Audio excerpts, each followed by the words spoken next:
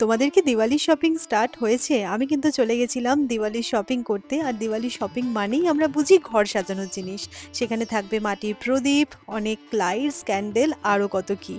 বাড়ির ডেকোরেশনের জন্য দিওয়ালি স্পেশাল কত কিছু এসেছে। এত কালারফুল সব কিছু, কি ভালো লাগছিল দেখে।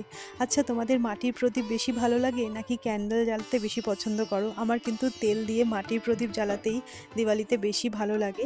তো এবছরও আমি টুকটাক কিছু দিওয়ালি স্পেশাল জিনিস কিনেছি, চলো তোমাদেরকে দেখিয়ে নিচ্ছি। তো দেখো, প্রথমে যেটা কিনেছি সেটা হচ্ছে এই উরলিটা। এটা দেখি আমার খুব পছন্দ হলো। এই মাঝের জায়গাটায় না ফুল দিয়ে ডেকোরেট করা যাবে, আর সাইডটায় টি লাইট ক্যান্ডেল জ্বালানো যাবে।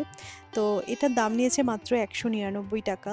এই গার্ল্যান্ডগুলো নিয়েছি, ডেকোরেশনের কাজে লাগবে।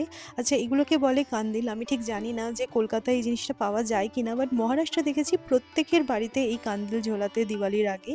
তো আমি এরকম সুন্দর দেখতে কালারফুল কান্দিল নিয়েছি। আর নিয়েছি দেখো মাটির প্রদীপ। তোমাদেরকে বললামই যে আমার এরকম মাটির প্রদীপ খুব ভালো লাগে, আর সবচেয়ে কিউট তো লেগেছে এই প্রদীপটা। তুলসী মঞ্চের শেপের বানানো এই প্রদীপটা তোমাদের কেমন লাগলো জানিও।